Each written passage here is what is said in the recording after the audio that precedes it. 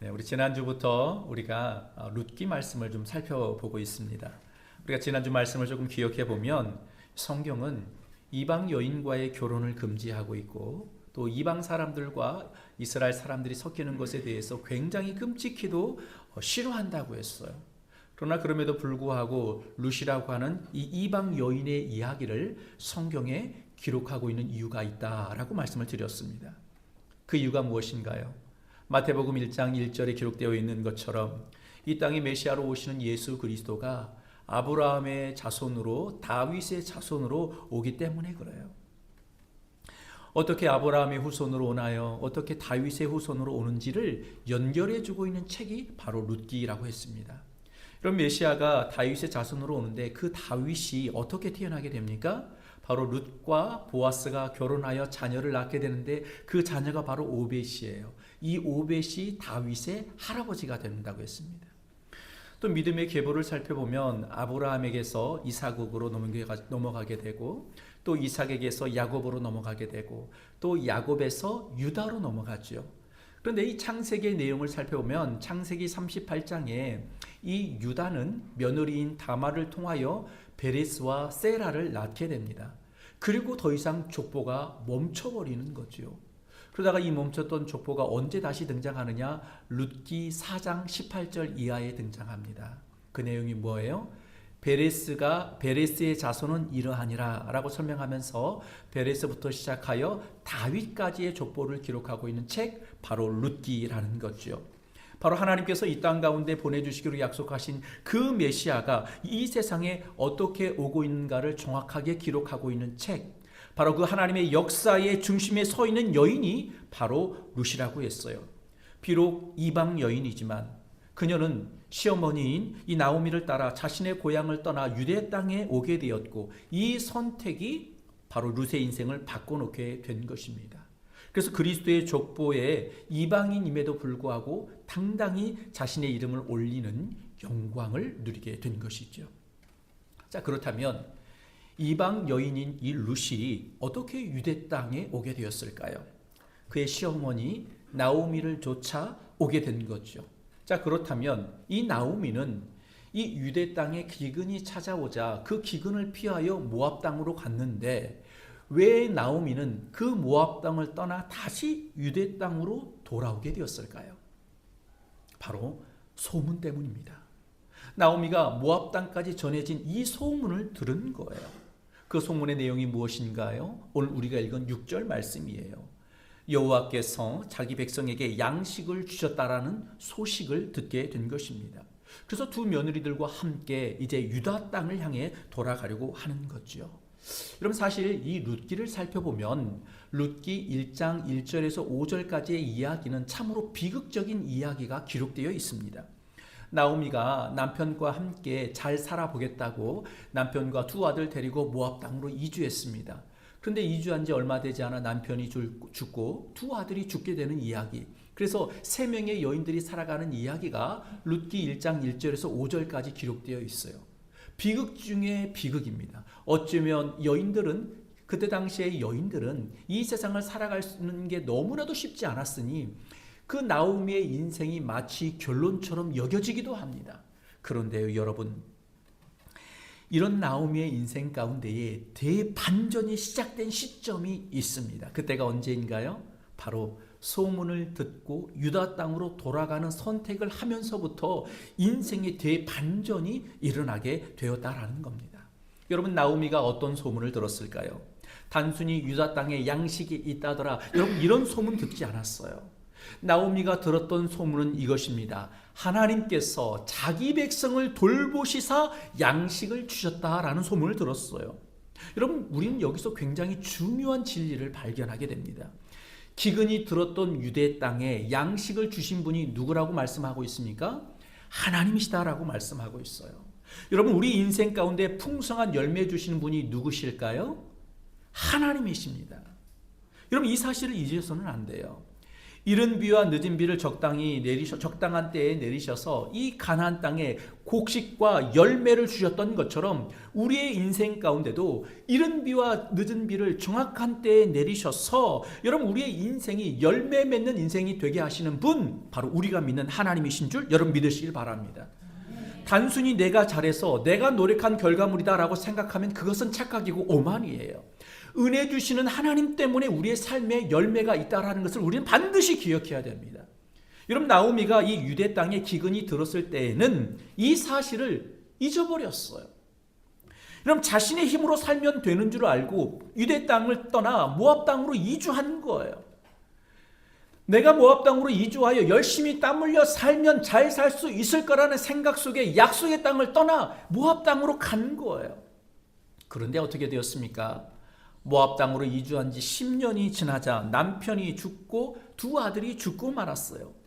자신의 힘과 노력만으로 내 인생이 잘 되는 것이 아니다라는 사실을 비로소 깨달았다라는 거예요.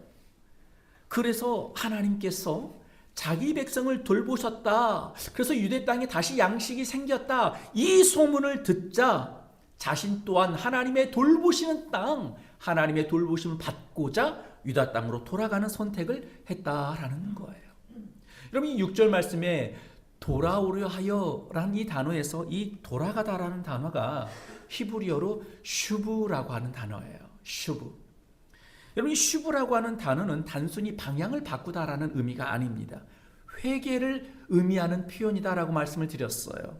자신이 살아온 삶의 방향을 완전히 바꾸고 하나님께로 돌아가는 것, 이게 바로 슈브예요. 이게 바로 회개입니다. 눈물 흘려 기도했다고 해서 회개가 아니라는 거예요. 뭐가 회개라는 거예요? 방향을 바꾸는 거예요. 삶의 패턴과 삶의 형식을 바꾸는 거예요. 이게 회개입니다. 우리는 눈물 흘려 기도하면 회개했다고 생각하는데 그게 아니라는 거예요. 이게 바로 슈브입니다. 그러니까 방향을 바꾸다, 돌아서다, 이게 바로 슈브라고 하는 단어의 뜻인데 여러분이 룻기에는 이 슈브라는 단어가 굉장히 여러 차례 등장합니다. 1장에서만 해서도 굉장히 많이 등장해요. 나오미가 베들레헴으로 돌아갑니다. 이때 단어가 바로 슈브예요. 오르바는 모압으로 돌아갑니다. 똑같이 슈브라는 단어가 사용되었어요.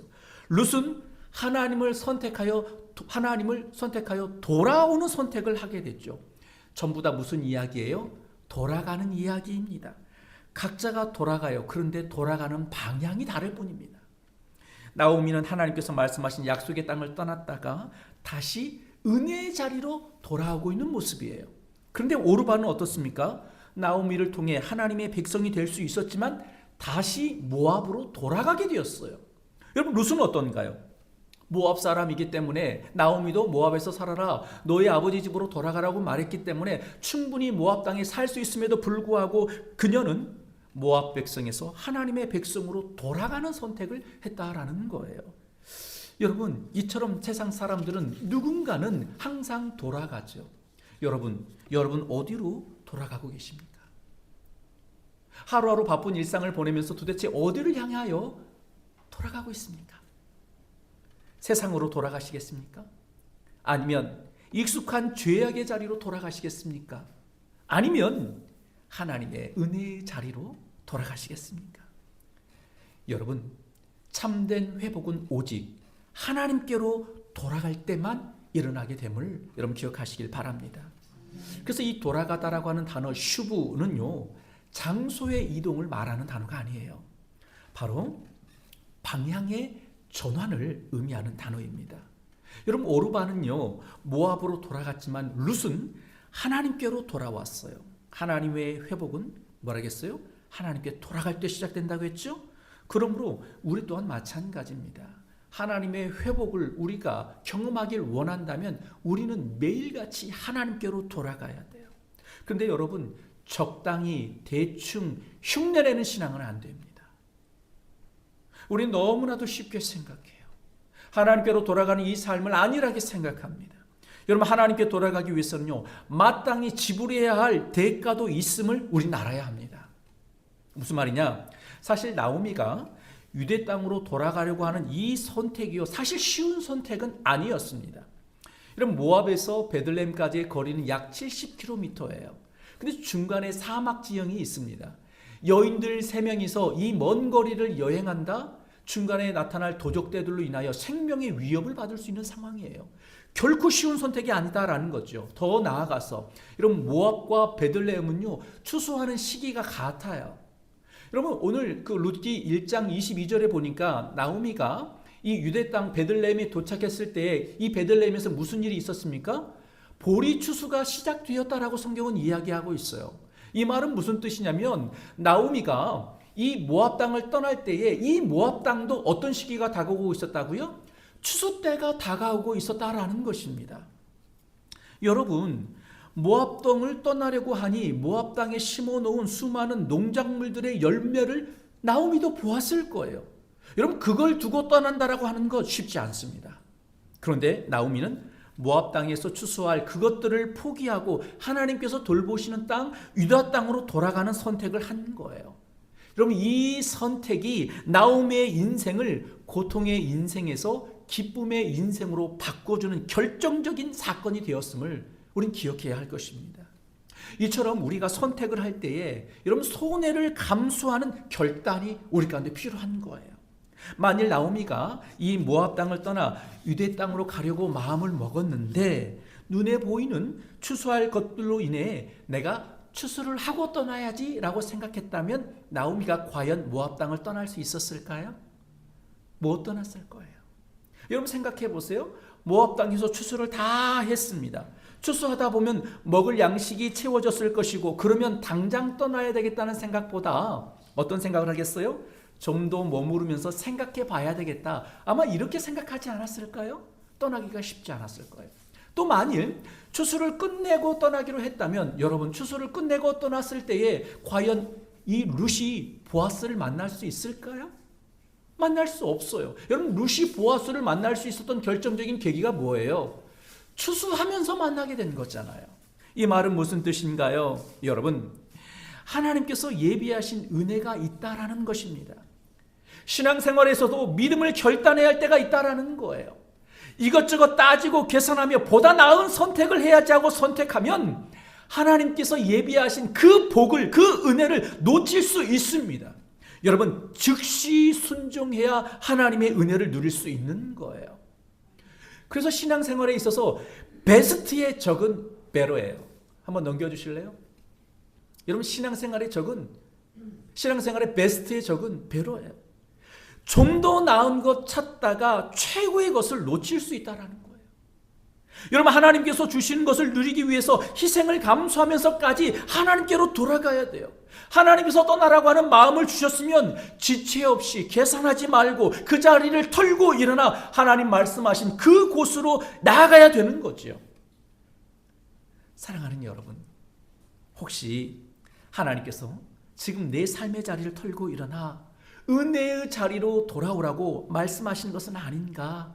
하나님의 음성에 귀를 기울여 보시기 바랍니다. 만약 하나님께서 내 마음 가운데 그와 같은 마음을 주신다면 여러분, 내가 안고 있는 이 게으름과 나태함의 자리, 세상의 논리와 세상의 방법을 따라 살아가는 그 삶의 자리, 습관적으로 죄악을 따라 살고자 했던 그 자리를 떠나 나오미처럼 손해를 감수하더라도 하나님 말씀하신 그 믿음의 자리를 향해 나아가는 우리 모두가 되시기를 주님의 이름으로 축원드립니다. 여러분, 이렇게 나오미가 두 며느리들과 함께 유다 땅을 향해 가던 중 8절 말씀에 보니까요, 나오미가 두 며느리들에게 말합니다. 너희는 각기 너희 어머니의 집으로 돌아가라 라고 말합니다. 여러분, 성경은 여성 중심보다는 남성 중심으로 성경을 기록하죠. 그러니까 만일에 고향으로 돌아가라 라고, 친정으로 돌아가라 라고 말을 한다면 어떻게 표현해야 되죠? 아버지의 집으로 돌아가라 라고 표현을 해야 할 터인데 나오미는 어머니의 집으로 돌아가라 라고 표현하고 있어요. 그럼 어머니의 집, 어떤 뜻을 가지고 있을까요? 이 어머니의 집이라고 하는 단어가 성경에 한 3곳 정도 사용이 되었어요. 어디서 사용되었냐면 이런 것, 첫 번째가 이런 겁니다. 아브라함이 자신의 아들 이삭의 신부감을 데려오라고 그의 종 엘리에셀을 저기 메소포타미아의 메소포타미아의 그 라울송으로 보내게 됩니다. 이때 누구를 만나냐면 리브가를 만나죠. 이 리브가가 엘리에셀에게 하는 말이 이렇습니다. 어머니의 집 사람에게 알려야 되겠습니다 라고 말을 해요. 리브가가 사용한 표현이 뭐라고요? 어머니의 집이라는 거죠. 이 상황이 지금 어떤 상황이에요? 이삭의 신부감을 찾으러 온 상황 속에서 나온 표현입니다. 또 아가서 3장 4절 말씀에 보니까요, 이렇게 설명하고 있습니다. 그들을 지나치자마자 마음에 사랑하는 자를 만나서 그를 붙잡고 내 어머니의 집으로 들어간다, 이런 표현이에요. 여러분, 지금 이 아가서 3장 4절의 말씀도 어떤 상황 가운데 표현된 내용인가요? 사랑의 자리, 친밀함의 자리, 안전함의 자리, 이런 자리 가운데 표현된 내용입니다. 결혼과 관련된 상황 가운데 표현된 내용이라는 거죠. 다시 말해 어머니의 집이란 뜻은 나오미가 두 며느리들에게 너희들도 돌아가 재혼하여 새로운 인생을 살아라 라고 말하고 있는 내용이다라는 거예요. 그러자 여러분, 이 룻과 오르바가 함께 눈물을 흘려요. 아마 시어머니 혼자 놔두고 떠난다라고 하는 것이 너무 안타까워서 그럴 수 없다라는 의미로 눈물을 흘린 거죠. 그런데요, 오르바는 나오미와 입을 맞추고 아버지의 집으로 돌아가는 선택을 합니다. 그리고 룻은 끝까지 나오미를 쫓아가는 선택을 하죠. 분명 두 며느리가 똑같이 울었습니다. 두 며느리가 똑같이 나오미를 따라가겠다고 했습니다. 그런데 오르바는 아버지의 집으로 갔고 룻은 나오미와 함께 가게 되었다라는 거지요. 나오미가 이 오르바를 향하여 이렇게 말합니다. 우리 15절 말씀인데요, 1장 15절 말씀 함께 읽겠습니다. 시작. 나오미가 또 이르되 내 동서는 그의 백성과 그의 신들에게로 돌아가나니 너도 너희 동서를 따라 돌아가라 하니. 아멘. 오르바가 나오미를 떠나간 곳은 아버지의 집 고향 땅으로 모압으로 돌아갔습니다. 그런데 이 나오미가 어떤 표현을 사용하고 있습니까? 모압 땅으로 갔고 또 뭐라고 설명하죠? 모압의 신에게로 돌아갔다라고 설명하고 있어요. 그럼 오르바가 이런 선택을 한 이유가 무엇일까요? 아버지의 집으로 가게 되면 보호를 받을 수 있고 또 재혼하여 새로운 인생을 살 수 있을 것이라는 생각 속에 이와 같은 선택을 한 거죠. 또 유대 땅이라고 하는 낯선 땅에 살기보다 모압 땅이라고 하는 익숙한 땅에 살면 보다 편할 것이라고 생각하여 이와 같은 선택을 한 거예요. 그런데 여러분, 오르바는 더 이상 성경에서 기록되어 있지 않습니다. 성경은 더 이상 오르바를 주목하지 않아요. 여러분, 성경은 룻에 대해서만 포커스를 맞춥니다. 뭘 말해주는 걸까요? 오르바의 선택이 합리적인 것 같지만 그 선택은 하나님께서 원하시는 선택은 아니었다라는 거예요. 여러분, 사실 오르바가 아버지의 집으로 돌아가는 선택을 했지만 여러분, 이 선택으로 인해 오르바가 잃어버린 엄청난 것이 있습니다. 그게 무엇일까요? 여러분, 오르바는 나오미를 통하여 하나님을 알게 되었어요. 하나님을 믿는 하나님의 백성이 될 수 있는 기회가 주어졌던 것입니다. 그런데 이 오르바는 어디로 갔다고요? 그모스의 신에게로 갔다라는 거죠. 모압의 신 그모스의 신에게로 갔다라는 거예요. 영생의 길에 들어섰다가 다시 사망의 길로 다시 돌아서 간 거예요. 여러분, 이 오르바는요, 이 오르바의 선택이 합리적인 것 같지만 얼마나 어리석은 선택인지 몰라요. 그런데 여러분, 이 세상을 살아가는 수많은 사람들은 이런 오르바와 같은 선택을 하고 있는 사람들이 얼마나 많은지 몰라요. 잠깐 주님께로 나오다가 울기도 하고 회개도 했다가 은혜도 받았습니다. 그런데요, 다시 세상으로 돌아가는 사람들이 얼마나 많은지 몰라요. 소망하기는 우리 플랜제이 교회 모든 성도님들은 이 오르바와 같은 선택하지 않길 바랍니다. 우리가 지금 이 자리에 나온 것은 하나님께서 부르셨고 하나님께서 베푸신 은혜가 있기 때문에 나온 거예요. 여러분, 이 은혜를 소홀히 여기지 않길 바랍니다. 끝까지 부여잡고 하나님의 은혜 안에 살기 위하여 몸부림치는 하나님의 사람들이 되시기를 축원드립니다. 여러분, 룻은요, 시어머니 나오미를 따라가는 선택을 했어요. 14절에 보니까요, 뭐라고 설명하고 있습니까? 14절 끝에 보니까 뭐라고 설명하고 있습니까? 룻은, 다 같이 읽겠습니다. 시작. 룻은 그를 붙쫓았더라. 아멘. 잘 사용하지 않는 표현이 나왔어요. 바로 붙쫓았다라는 단어입니다. 히브리어로 나바크라고 하는 단어예요. 굉장히 우리가 주목해서 살펴봐야 할 단어 중에 하나입니다. 여러분, 이 다바크라고 하는 단어, 붙쫓다라는 이 단어의 뜻은 뭐냐면 이런 뜻을 가지고 있어요. 달라붙다, 떨어지지 않다라는 뜻이에요. 근데 달라붙었는데 얼마나 단단하게 달라붙었냐면 콘크리트가 달라붙는 것처럼 달라붙은 거예요. 이해가 되시나요? 예, 이게 바로 다바크입니다. 본드를 발라서 완전히 딱 붙어서 떨어지지 않는 그 상태보다 더 단단히 붙어있는 상태, 이게 바로 다바크예요. 근데 이 다바크라는 단어, 붙였다라는 단어가 어디서 또 사용이 되었냐면 창세기 2장 24절 말씀에 사용되었어요. 남자가 부모를 떠나 그 아내와 합하여 둘이 한 몸을 이룰지니라. 여기에서 합하여라는 단어가 바로 다바크예요. 그러니까 남자와 여자가 합하여 달라붙었다. 이게 바로 다바크예요.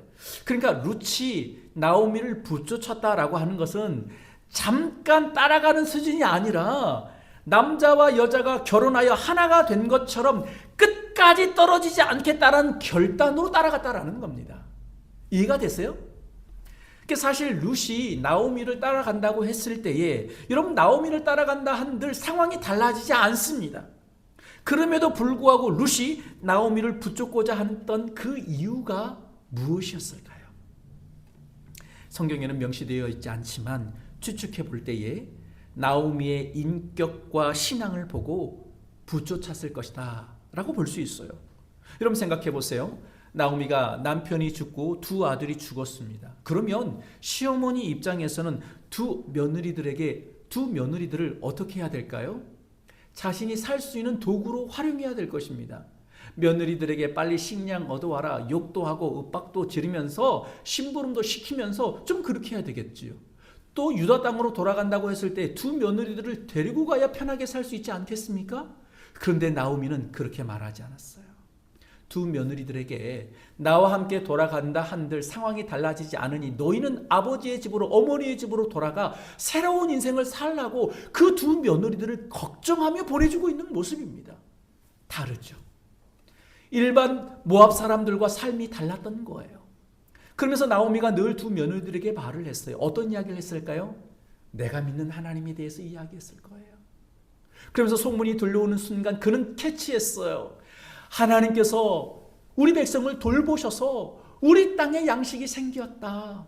내가 지금과 같이 이런 인생의 낭패를 보게 된 그 이유는 내가 이 하나님 말씀하신 그 자리를 떠났기 때문이야. 여러분 생각해 보세요. 나오미가요 다시 유다 땅에 돌아갔을 때에 수많은 여인들이 나오미를 향하여 말합니다. 과연 저 사람이 나오미가 맞느냐?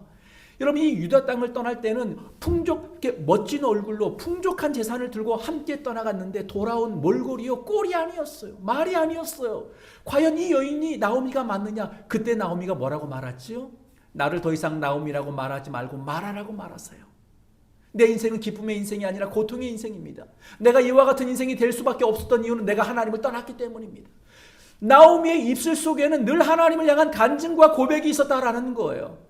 남편이 죽고 두 아들이 죽었고 재산도 다 탕진해버렸습니다. 그러나 나오미는 일반 모압 사람들처럼 똑같이 흥청망청 패가 만신의 그런 인생을 살지 않았어요.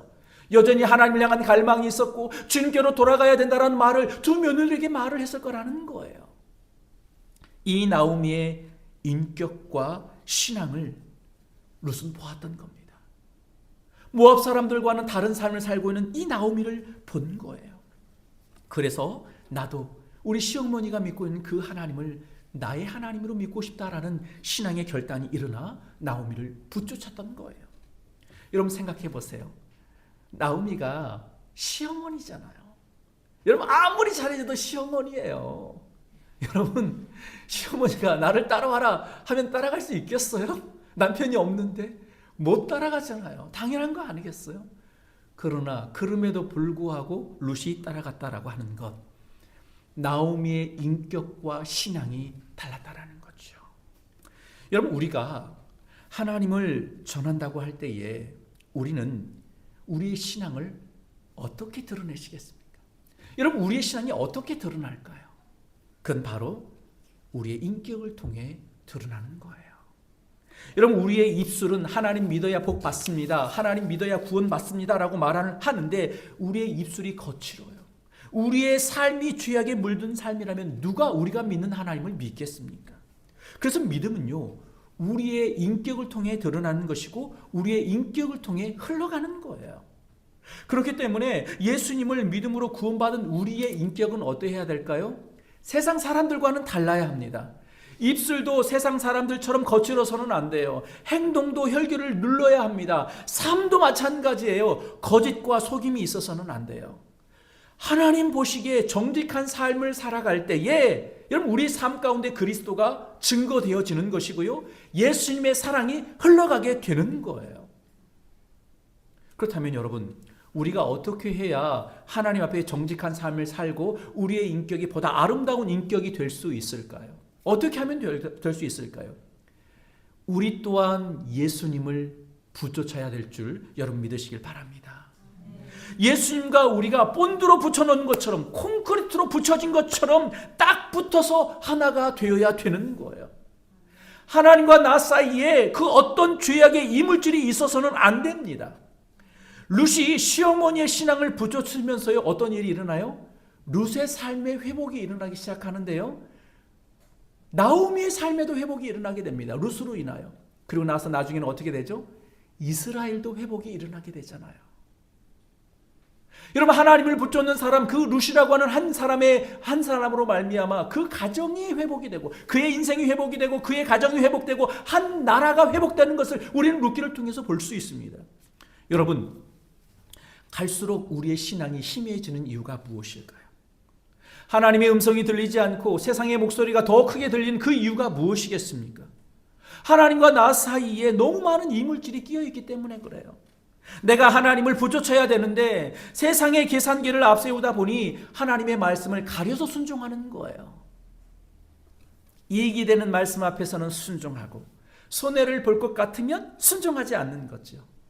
그러나 여러분 하나님을 믿는 동안 우리가 아무리 계산기를 두들겨 봐도 답이 나오지 않아요. 여러분 세상의 계산기는 하나님 믿는 우리의 삶이 어리석은 삶이다라고 이미 결론을 냈기 때문에요. 하나님 믿으면서 세상의 계산기 두들기면 답이 안 나와요. 그러나 여러분 룻이 나오미를 따라가는 이 삶을 생각해 보세요. 수도 없이 계산기를 두들겨 보지만 여러분 거기에 어떤 답을 얻을 수 있을까요? 마이너스밖에 없어요. 손해보는 것밖에 없어요. 그럼에도 불구하고 룻이 나오미를 따라갔잖아요. 그런데 어떻게 되었습니까? 그녀의 인생이 말할 수 없는 축복을 누리게 되었다라는 거예요. 이유가 뭐예요?